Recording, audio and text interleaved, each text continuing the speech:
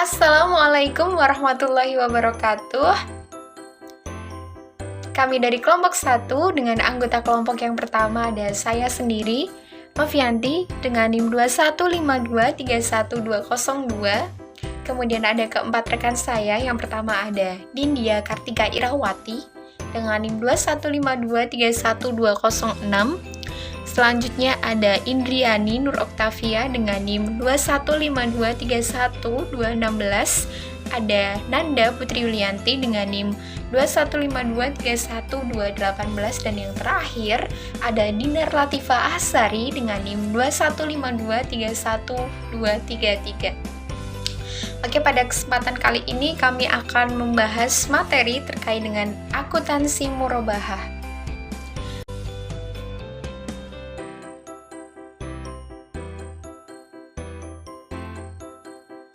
Dalam pembahasan materi ini, ada beberapa subbab yang akan kami sampaikan. Di antaranya, yang pertama adalah definisi murabahah. Kemudian ada jenis akad yang terdapat dalam akuntansi murabahah. Yang ketiga ada rukun dan syarat pembiayaan dalam murabahah. Yang keempat ada skema pembiayaan murabahah. Dan yang terakhir ada akun-akun transaksi yang terdapat dalam akuntansi murabahah.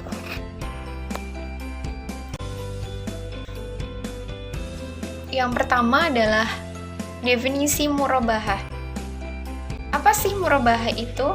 Nah, al-murabahah sendiri berasal dari kata al-rib yang secara bahasa berarti al-ziyadah yang berarti tambahan, dan al-nama yang berarti tumbuh dan berkembang dalam suatu perniagaan atau al-tijaroh. Secara harfiah, arti dari al-murabahah sama dengan arti dari al-riba, yang secara harfiah pun berarti tumbuh, bertambah, dan berkembang. Menurut Ikatan Akuntan Indonesia atau IAI tahun 2013, dalam pernyataan standar akuntansi atau PSAK 102, murabahah adalah menjual barang dengan harga jual sebesar harga perolehan ditambah keuntungan yang telah disepakati. Dan dalam hal ini, penjual harus mengungkapkan harga perolehan barang tersebut kepada pembeli. Selanjutnya ada jenis akad murabahah. Ada dua jenis di sini. Untuk yang pertama adalah murabahah dengan pesanan. Maksudnya adalah transaksi murabahah dengan pesanan ini dilakukan setelah produk yang dipesan pembeli diperoleh oleh penjual.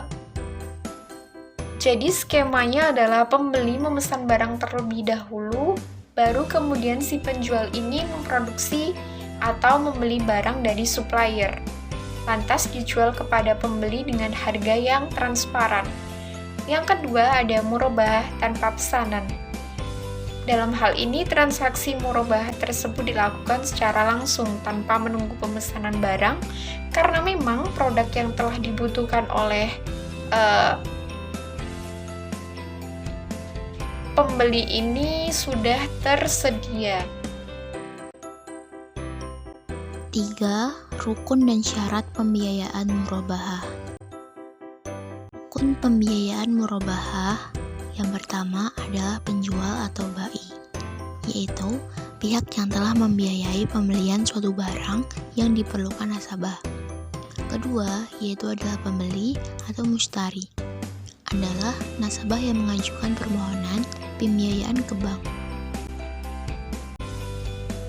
Objek jual beli. Objek jual beli pada pembiayaan murabahah berupa barang-barang yang bersifat konsumtif. Harga dalam pembiayaan murabahah dianalogikan dengan berising atau plafon pembiayaan. Ijab kabul dalam pembiayaan murabahah merupakan pernyataan dan ekspresi saling rela di antara pihak-pihak pelaku akad. Di dalam akad memuat tentang spesifikasi barang, kesediaan pihak bank syariah dalam pengadaan barang, pemberitahuan harga pokok, keuntungan nasabah, serta lamanya angsuran. Selanjutnya ada syarat-syarat murabahah. Di antaranya, yang pertama, bank syariah memberikan informasi mengenai biaya modal kepada nasabah. Kedua, kontrak pertama harus sah. Ketiga, kontrak harus terbebas dari riba. Keempat, bank syariah harus melaporkan setiap cacat pada barang yang terjadi setelah pembelian. Kelima, bank syariah harus membuka semua ukuran yang berlaku bagi harga pembelian, misalnya jika pembelian dilakukan secara hutang. Skema pembiayaan murabahah. Skema pembiayaan murabahah. Yang pertama, nasabah dan bank syariah melaksanakan negosiasi mengenai jenis barang yang akan dibeli, harga jualnya, dan kualitas barang tersebut. Yang kedua, bank syariah mempelajari kemampuan nasabah dalam membayar piutang murabahah. Jikalau rencana pembelian barang berhasil dan disepakati oleh kedua belah pihak, maka bank syariah akan memesan barang tersebut ke supplier. Yang ketiga, bank syariah akan melakukan akad jual beli dengan nasabah, yang dimana penjualnya yaitu bank syariah dan pembelinya si nasabah. Di dalam akad tersebut ditetapkannya barang yang akan menjadi objek jual beli yang telah dipilih oleh nasabah dan harga jual barang tersebut. Yang keempat, dengan dasar akad yang telah disepakati bank syariah dan nasabah, maka bank akan membelikan barang ke supplier. Yang kelima, supplier mengirimkan barang pesanan ke nasabah dengan atas perintah bank syariah. Yang keenam, nasabah menerima barang dan menerima dokumen kepemilikan barang. Yang ketujuh, setelah menerimanya, nasabah melakukan pembayaran. Pembayaran yang dilakukan nasabah biasanya dilakukan dengan cara angsuran. Selanjutnya, akun-akun transaksi murabahah. Akun pihak penjual. A. Akun-akun pada laporan posisi keuangan atau neraca. Yang pertama, ada persediaan atau aset murabahah. Yang kedua, piutang murabahah. Yang ketiga, margin murabahah tangguhan. Yang keempat, hutang diskon murabahah atau kewajiban ke pembeli. Selanjutnya yang nomor 5 adalah piutang uang muka murabahah. Akun ini di sisi debit ketika membayarkan uang muka kepada pemasok, dan di sisi kredit ketika pelunasan kepada pemasok sebesar uang muka yang telah dibayar. Yang keenam yaitu hutang uang muka murabahah. Akun ini berada di sisi debit ketika akad murabahah dilaksanakan sebagai pengurang piutang murabahah. Pengembalian uang muka setelah dikurangi dengan kerugian, sedangkan di sisi kredit ketika menerima uang muka dari pembeli. Yang ketujuh yaitu cadangan kerugian murabahah.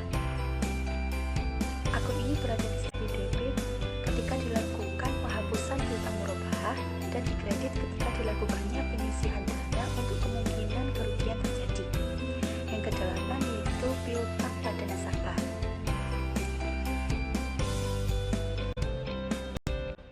Untuk materi selanjutnya yang ke B adalah akun-akun laba rugi.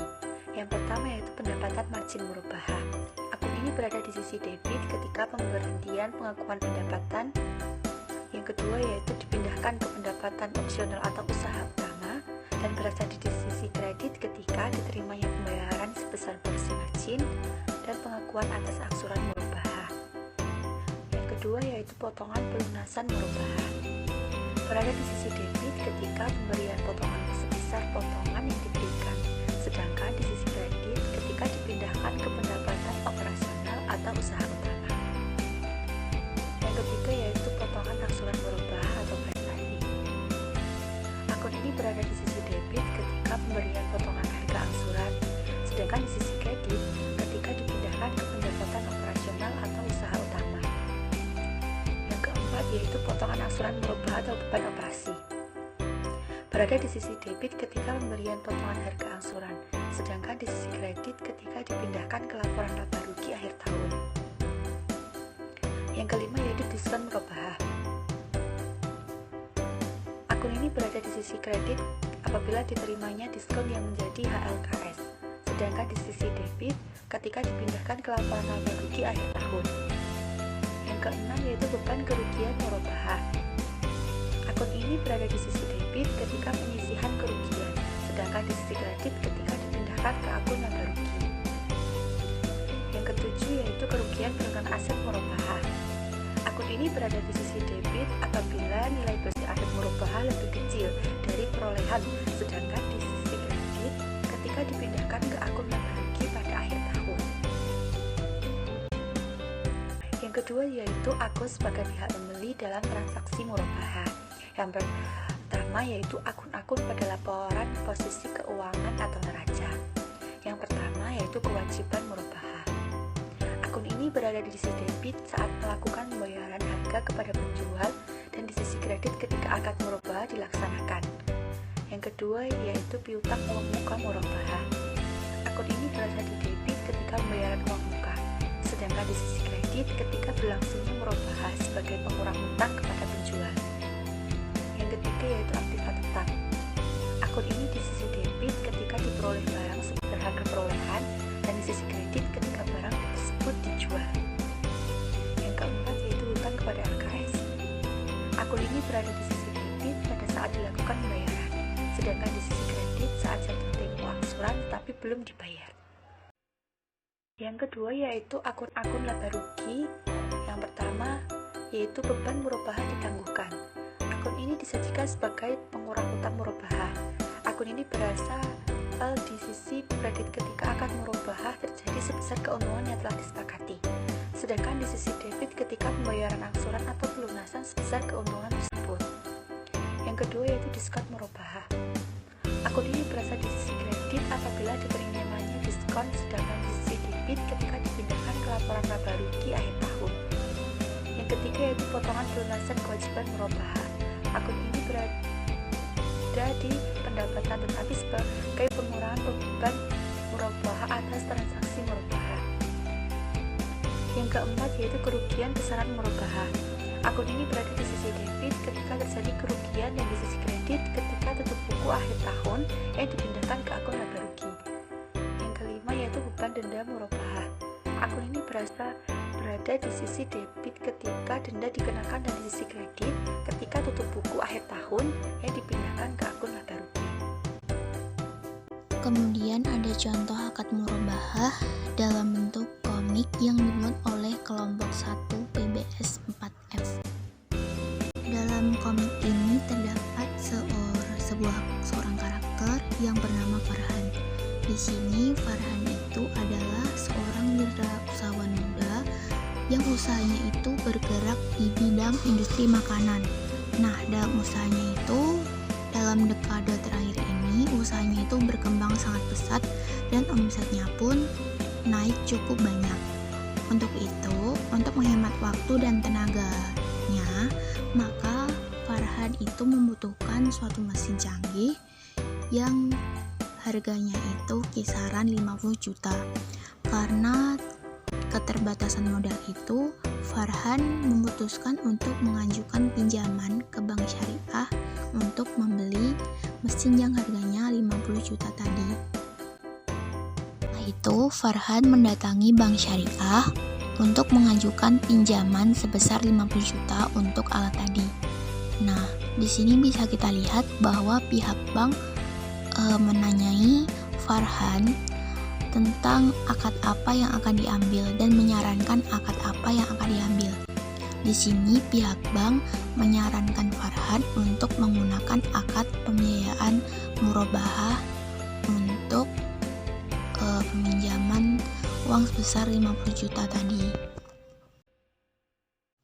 Nah, di slide ini pihak perbankan syariah itu menjelaskan bahwa akad murabahah dalam pembiayaan itu maksudnya adalah pihak bank akan memberikan pembiayaan pada alat atau mesin yang diinginkan oleh Farhan, di mana pihak bank ini juga akan memberikan margin sebagai keuntungan yang didapatkan oleh bank untuk mencicilnya itu sesuai dengan kesepakatan yang diberikan bank kepada Pak Farhan. Bila harga mesinnya tadi ada 50 juta, maka bank akan membeli mesin di tempat yang sama dengan Pak Farhan dan melakukan survei dengan harga 50 juta. Kemudian pihak bank akan menjual kepada Pak Farhan dengan harga pokoknya 50 juta ditambah dengan marginnya sebesar 10%. Sehingga total pinjaman yang harus dibayar Pak Farhan tadi adalah sebesar 55 juta. Itu sudah termasuk dengan margin yang diambil oleh bank. Nah, itulah tadi adalah keseluruhan komik yang dibuat oleh kelompok 1. Jadi di situ Farhan menggunakan akad murabahah dalam pembiayaannya untuk membeli mesin, dan bank menyetujuinya dan menggunakan akad murabahah dan memberikan margin sebesar 10% dari harga 50 juta, yang artinya bank itu mengambil keuntungan sebesar 5 juta dari harga mesinnya sebesar 50 juta, yang berarti Pak Farhan harus membayar sebesar 55 juta. Baik, itu tadi adalah pemaparan materi dari kelompok kami. Nah, untuk sesi berikutnya adalah sesi diskusi. Jika memang materi yang kami sampaikan tadi ada yang kurang jelas atau ada yang ingin ditanyakan, maka teman-teman bisa saja langsung raise hand dan langsung saja bertanya terkait apa yang teman-teman ingin tanyakan. Terima kasih. Wassalamualaikum warahmatullahi wabarakatuh.